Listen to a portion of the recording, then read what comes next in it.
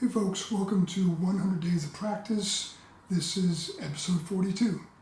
So we're still working on these 2-5-1s for the August practice project, but of course now we're getting into September. So this is the third of the 5 2-5-1 patterns, and this one's getting a little more complicated because it employs wider intervals. But let's see how it sounds with our robot rhythm section provided by iRow Pro.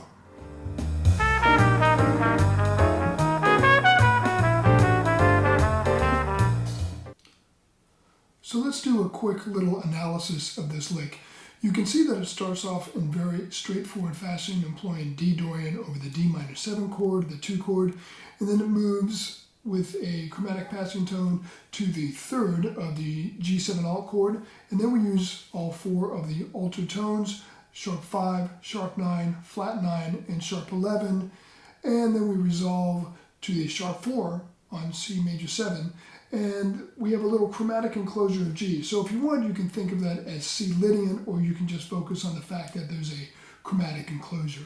Now, I should point out that this lick was inspired by one of my favorite jazz artists of all time, multi-reed instrumentalist and composer Chris Potter.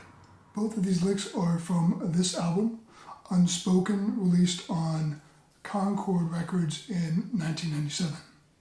Here's one of those licks from his tune called Wistful.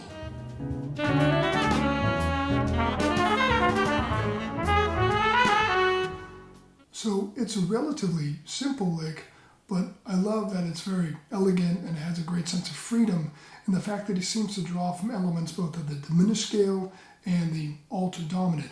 I also like that he alternates which altered notes he's using when he's ascending and descending, and I tried to mirror that approach in my own lick. Now, the other passage from that album is from Chris's solo on his Amsterdam Blues.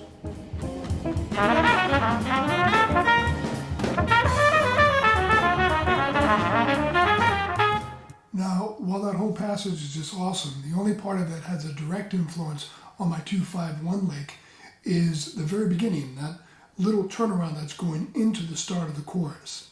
So it shares some similarities with my lick in the sense that it uses some wider intervals and it uses all 4 of the altered tones, in this case in succession the sharp 5, sharp 9, sharp 11, and flat 9.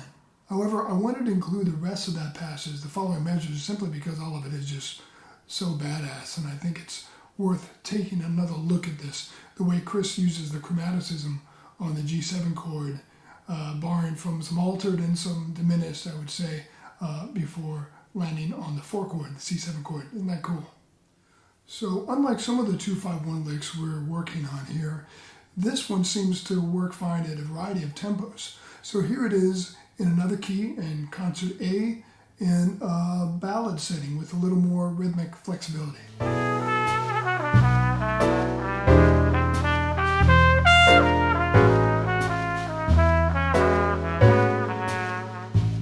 Here's a similar approach, but in this case I'm adapting the lick to borrow more directly from Chris Potter, modeling his lick on the B major chord on Wistful.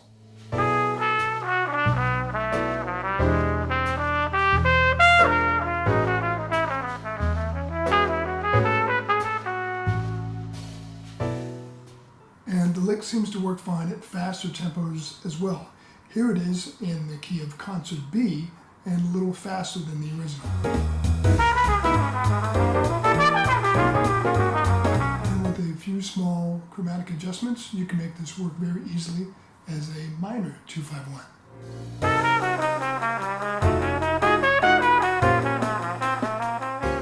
Now, as always, there's the question of what does this sound like if the rhythm section is playing very diatonically behind you?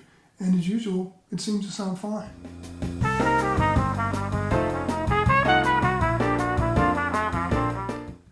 As a final variation on this 2-5-1, I thought I'd try to bring the same character, the same sense of angularity to the 2 chord that we have on the 5 chord.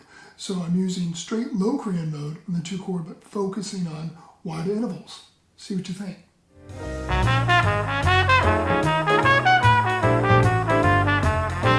Okay, folks, thank you so much for watching. That's about all I have on this 2-5-1.